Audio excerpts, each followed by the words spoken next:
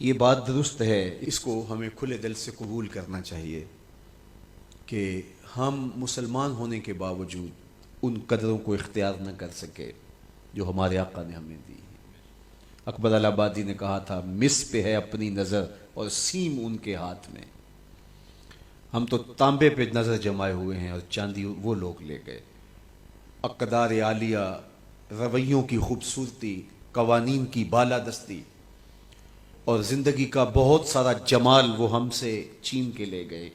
یہ خزانہ ہمارا تھا، لیکن صاحب جام اسی کا جو بڑھ کے تھام لے، جو بھی محنت کرے۔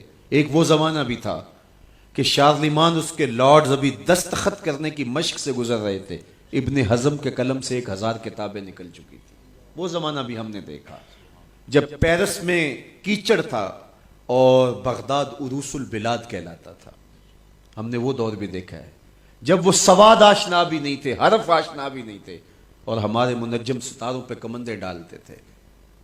جب ہم محنت کرتے، خدائے زندہ زندوں کا خدا ہے، یہ اس کا اصول ہے، یہ اس کا ضابطہ ہے، لیکن جب ہم جو ہیں وہ پیچھے آ گئے تو انہوں نے آگے بڑھ کر جام تھام لیا۔ یہ بات میں ضرور کہوں گا، خیر کی قدریں جہاں بھی ہیں، کسی کفر کے معاشرے میں بھی ہیں، لیکن وہ پھوٹتی میرے حضور کے قدموں سے ہی ہیں۔ چوکھٹ اسی سے ہی فیض اور نور اور روشنی پھوٹی ہے، اجالے یہی سے گئے ہیں، ورنہ انسان آج بھی زنجیروں میں جکڑا ہوتا۔ وہ کیسا سماج تھا کہ جب بیٹی کو زندہ درگور کر کے باپ آتا تھا تو معاشرہ اسے داد دیتا تھا کہ تو نے اپنی آبرو بچا لی ہے، تو نے اپنی عزت بچا لی ہے۔ اور یہ اتنا بڑا گھنونا جرم، قیامت کے دن سب سے پہلا سوال نماز کا ہوگا، لیکن سب سے پہلا فیصلہ قتل کا ہوگا۔ دوسرے لفظوں میں یوں کہہ لیجئے، حقوق اللہ میں سب سے پہلے نماز کا سوال ہوگا، اور حقوق العباد میں سب سے پہلا فیصلہ جو ہے وہ قتل کا ہوگا۔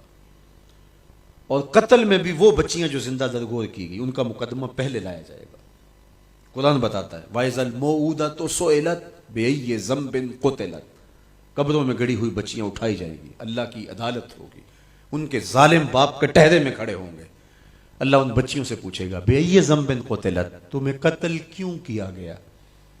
اب ان بچیوں کو تو پتہ ہی نہیں ہمیں کیوں قتل کیا گیا۔ ابھی آنکھ کھلنے نہیں پائی تھی کہ بند کر لی گئی، زبان بولنے نہیں پائی تھی کہ نوچ لی گئی، زندگی کا پھول ابھی کھلا ہی نہیں تھا کہ مرجھا گیا۔ انہیں تو پتہ ہی نہیں ہمارے ظالم باپوں نے یہ قیامت کیوں اٹھائی، یہ غضب کیوں توڑا، ہمارے معصوم دامن پہ کون سا داغ دیکھا کہ ہمارے ظالم باپوں نے ہماری زندگی نوچ لی۔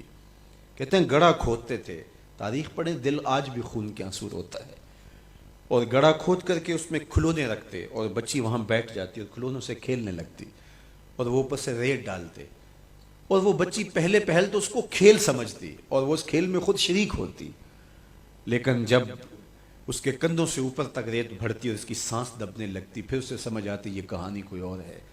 پھر وہ معصوم اور ننھے ہاتھ جوڑ کے اپنے باپ سے زندگی کی بھیک مانگتی، لیکن ظالم سفاک باپ ریت ڈالتا، اور یوں اس کی سسکیاں، اس کی آہیں، اس کی چیخیں، اس کے آنسو اس ریت میں دب جاتے۔